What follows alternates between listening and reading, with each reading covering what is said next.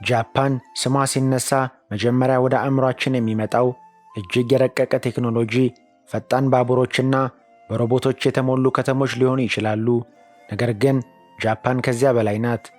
የፀሐይ መውጫዋ ሀገር በመባል የምትታወቀው ይህች ደሴት በዓለማችን ላይ እጅግ አስገራሚና ተቃርኖ የተሞላበት ታሪክ ካላቸው ሀገራት አንዷ ናት። በአንድ በኩል ለሺህ ዓመታት የቆየ ጥንታዊ ባህል፣ በሌላ በኩል ደግሞ የወደፊቱን ዓለም የሚመራ ዘመናዊነት ጎን ለጎን ይኖራሉ። በዚህ ቪዲዮ ጃፓን ካለፈችበት የሳሙራይ ጦርነት ጀምሮ በሁለተኛው የዓለም ጦርነት በአቶሚክ ቦምብ እስከደረሰባት ፍጹም ውድመትና ያንን ሁሉ አመድ ጥላ እንዴት በአጭር ጊዜ ውስጥ የዓለም የኢኮኖሚ ማማ ላይ እንደወጣች እናያለን። የጃፓን ሕዝብ የጥንካሬ ምስጢር ምንድን ነው? ሳሙራዮች ለዛሬዋ ጃፓን ምን አርአያነት ትተው አለፉ? ዛሬ ሁሉንም ምስጢሮች ፈተን እናሳያችኋለን። ይህ ጉዞ በትጋት በሥርዓትና በማይበገር ተስፋ የተገነባ የሀገር ታሪክ ነው። ጃፓን ማለት ወድቆ አለመቅረት፣ ተሰባብሮ ዳግም መጠገን ማለት ነው። ዝግጁ ከሆናችሁ ከቶኪዮ ብልጭልጭ መብራቶች ጀርባ ያለውን እውነተኛ የጃፓን ማንነት ፍለጋ እንጓዛለን።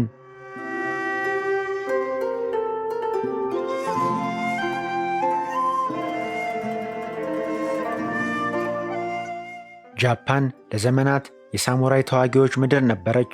ሳሙራዮችም ዝም ብለው ተዋጊዎች ብቻ አልነበሩም። ቡሺዶ የሚባል እጅግ ጥብቅ የሞራልና የዲሲፕሊን ሕግ የሚከተሉ የማህበረሰብ ክፍሎች ነበሩ። ለእነዚህ ተዋጊዎች ከሕይወታቸው ይልቅ ክብራቸው ይበልጥ ነበር። አንድ ሳሙራይ ክብሩን ካጣ ሴፑኩ ወይም ራሱን በመሰዋት ክብሩን የመመለስ አስደንጋጭ ባህል ነበራቸው። ይህ የሳሙራይ መንፈስ ለሀገር ታማኝ መሆንን፣ ታታሪነትንና ፍጹም ሥርዓትን በጃፓን ሕዝብ ደም ውስጥ አስርጿል። ሳሙራዮች የተጠቀሙባቸው ካታና ሰይፎች ዛሬም ድረስ በዓለም ላይ ካሉ እጅግ ምርጥ የዕደ ጥበብ ውጤቶች ይመደባሉ። ምንም እንኳን በ19ኛው ክፍለ ዘመን የሳሙራይ ዘመን ቢያበቃም የእነሱ የዲሲፕሊን ስነ ልቦና ግን የዛሬዋ ጃፓን ለደረሰችበት ስኬት መሠረት ሆኗል። የሳሙራይ ታሪክ ጃፓን ራሷን ከውጭ ተጽዕኖ ለመከላከል የነበራትን ጽናት ያሳያል። ለ200 ዓመታት ያህል ጃፓን ራሷን ከዓለም አግልላ የራሷን ማንነት ስትገነባ ቆይታለች። ዛሬ በጃፓን ኩባንያዎች ውስጥ የምናየው ለሥራ ያለው ታማኝነትና ለጥራት የሚሰጠው ትኩረት ያ ጥንታዊ የሳሙራይ መንፈስ በዘመናዊ መልክ መቀጠሉን ያሳያል።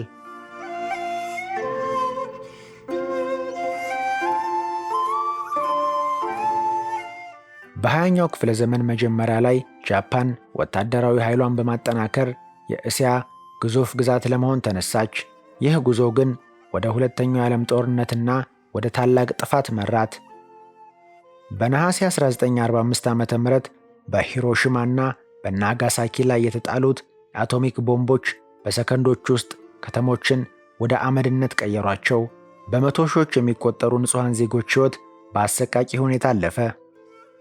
ጦርነቱ ሲያበቃ ጃፓን ሙሉ በሙሉ ወድማ ነበር። ከተሞቿ ፈርሰዋል፣ ኢኮኖሚዋ ደቋል፣ ሕዝቧም በረሃብና በበሽታ እየተሰቃየ ነበር። በታሪክ ውስጥ በአቶሚክ ቦምብ የተመታች ብቸኛ ሀገር በመሆኗ ከደረሰባት የሥነ ልቦናና የአካል ስብራት ለማገገም የማይቻል ይመስል ነበር። ያ ዘመን ለጃፓን የጨለማው ሰዓት ነበር። ይሁን እንጂ ጃፓናውያን በዚያ በረመጥ ውስጥ ሆነው አንድ ትልቅ ውሳኔ ወሰኑ። በጥላቻና በበቀል ከመኖር ይልቅ ሀገራቸውን በሰላምና በሥራ ዳግም ለመገንባት ቃል ገቡ። ወታደራዊ ኃይላቸውን ትተው ትኩረታቸውን ወደ ትምህርትና ኢንዱስትሪ አዞሩ። ይህ ውሳኔ የጃፓንን ታሪክ ብቻ ሳይሆን የዓለምን የኢኮኖሚ ካርታ የቀየረ ታላቅ ጀንበር ነበር።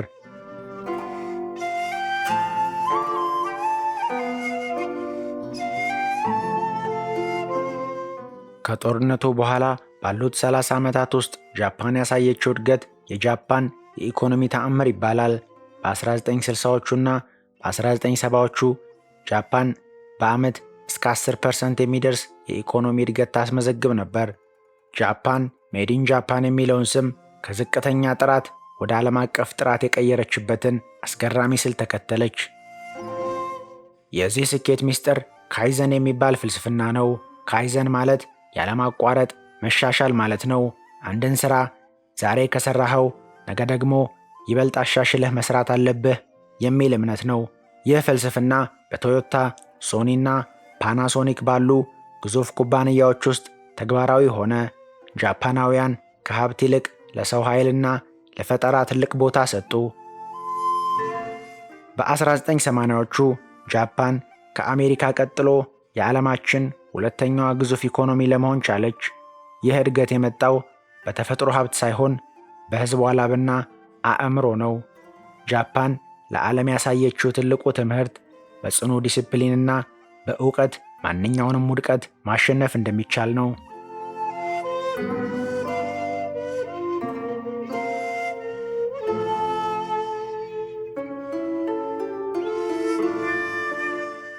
ጃፓን የቴክኖሎጂ አውራ መሆኗን ካሳየችባቸው ድንቅ ሥራዎች አንዱ የሺንካንሰን ወይም የጥይት ባቡር አንዱ ነው። በ1964 ዓ.ም ለመጀመሪያ ጊዜ ሲጀመር ዓለም በጃፓን ፍጥነት ተገርሞ ነበር። እነዚህ ባቡሮች በሰዓት ከ300 ኪሎ ሜትር በላይ ይጓዛሉ። የሚገርመው ግን በዓመት ውስጥ የሚኖራቸው የጊዜ መዘግየት በአማካኝ ከ30 ሰከንድ አይበልጥም። በሮቦቲክስ ረገድም ጃፓን ወደር የላትም። ሮቦቶች በፋብሪካዎች ውስጥ ብቻ ሳይሆን በሆቴሎች፣ በሆስፒታሎችና በቤቶች ውስጥ ሰዎችን ሲረዱ ማየት በጃፓን የተለመደ ነው። ጃፓን ሕዝቧ በዕድሜ እየገፋ በመምጣቱ የሰው ኃይል እጥረትን በቴክኖሎጂ ለመተካት ከፍተኛ ምርምር ታደርጋለች። ይህም ጃፓንን የወደፊቱ ዓለም ወይም ዘ ፊውቸር እንድትባል አድርጓታል። ጃፓን ውስጥ ስትራመዱ በየቦታው የምታገኟቸው የሽያጭ ማሽኖች፣ ቬንዲንግ ማሽንስ፣ ዘመናዊ መጸዳጃ ቤቶችና በኮምፒውተር የሚመሩ ከተሞች የቴክኖሎጂው አካል ናቸው። ይህ ሁሉ እድገት የመጣው ከጃፓናውያን ፍጽምናን ከመፈለግ ወይም ፐርፌክሽኒዝም ባህል ነው። ለማንኛውም ትንሽ ችግር ቴክኖሎጂያዊ መፍትሄ መፈለግ የጃፓን የዕለት ተዕለት ተግባር ነው።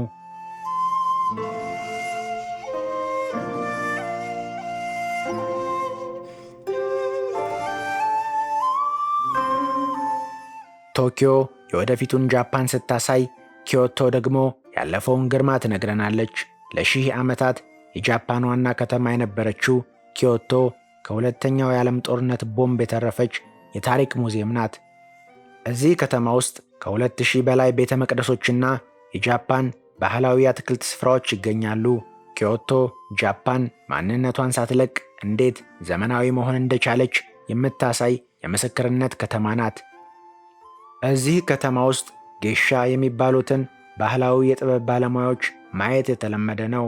ጌሻዎች የጃፓንን ዳንስ፣ ሙዚቃና የሻይ ሥነ ሥርዓት ጠብቀው የሚያቆዩ ናቸው። የጃፓን የሻይ ሥነ ሥርዓት ዝም ብሎ መጠጥ ሳይሆን ትዕግሥትን፣ ሰላምንና መከባበርን የሚያስተምር መንፈሳዊ ጉዞ ነው። በኪዮቶ የሚገኙ የቀርከሃ ደኖች እና ቀይ የቶሪ በሮች ጃፓናውያን ለተፈጥሮ ያላቸውን ጥልቅ አክብሮት ያሳያሉ። ጃፓናውያን ተፈጥሮን ማሸነፍ ሳይሆን ከተፈጥሮ ጋር ተስማምቶ መኖርን ይመርጣሉ። ይህ የባህል ጥንካሬ ጃፓን በቴክኖሎጂ ብትረቅም ነፍሷ ግን ከጥንታዊ እሴቶቿ ጋር እንደ ተሳሰረች እንድትቆይ አድርጓታል።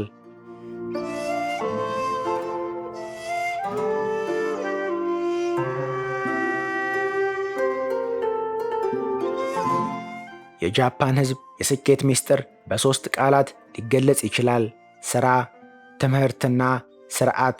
በጃፓን ትምህርት ቤቶች ውስጥ ተማሪዎች የራሳቸውን ክፍልና መጸዳጃ ቤት ራሳቸው ያጸዳሉ። ይህ የሚያስተምራቸው ለሥራ ክብር እንዲኖራቸውና ለጋራ ንብረት ጥንቁቅ እንዲሆኑ ነው። ጃፓን ውስጥ መንገድ ላይ የቆሻሻ ማጠራቀሚያ ባታገኙም አንዲትም ቆሻሻ መሬት ላይ አታገኙም። ምክንያቱም ሁሉም ሰው ቆሻሻውን ወደ ቤቱ ይዞ ይሄዳል። ሌላው የሚገርመው ነገር ኢኪጋይ የሚባለው ፍልስፍና ነው። ኢኪጋይ ማለት የመኖር ትርጉም ማለት ነው። እያንዳንዱ ጃፓናዊ ጠዋት ከእንቅልፉ ሲነሳ የሚሠራው ሥራ ለህብረተሰቡ የሚጠቅም መሆኑን በማመን በደስታ ይሰራል። ለዚህም ነው ጃፓናውያን በዓለም ላይ ረጅም ዕድሜ ከሚኖሩ ህዝቦች ቀዳሚ የሆኑት። ይሁን እንጂ ይህ የሥራ ባህል የራሱ ጫና አለው። ካሮሺ ወይም ከሥራ ብዛት የተነሳ መሞት በጃፓን የሚታወቅ ችግር ነው። ጃፓናውያን ለሥራ ካላቸው ፍቅር የተነሳ እረፍት መውሰድን እንደ ጥፋተኝነት የሚያዩበት ሁኔታ አለ። ዛሬ ላይ መንግሥት ይህንን ለመቀየርና ሰዎች ከሥራ ውጭ ሕይወት እንዲኖራቸው ጥረት እያደረገ ይገኛል።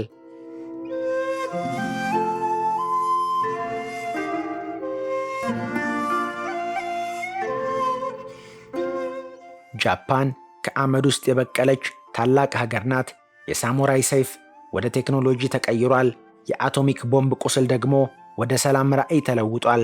ጃፓን ለዓለም ያሳየችው ትልቁ ምስጢር የሀገር ጥንካሬ የሚለካው በጦር መሳሪያ ሳይሆን በሕዝብ ዲሲፕሊን፣ በትምህርትና ለሥራ ባለው ክብር መሆኑን ነው። ከጃፓን የምንማረው ትልቁ ቁም ነገር የትኛውም ውድቀት መጨረሻ ለመሆኑን ነው።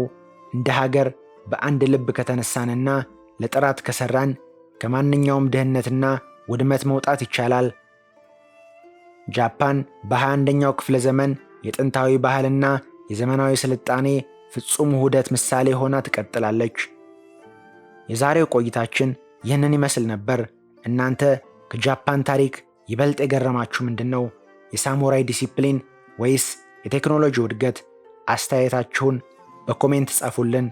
ቪዲዮውን ከወደዳችሁት ላይክና ሰብስክራይብ ማድረጋችሁ እንዳትረሱ። በቀጣይ በሌላ አስደናቂ ሀገር እስከምንገናኝ አሪጋቶ። አመሰግናለሁ።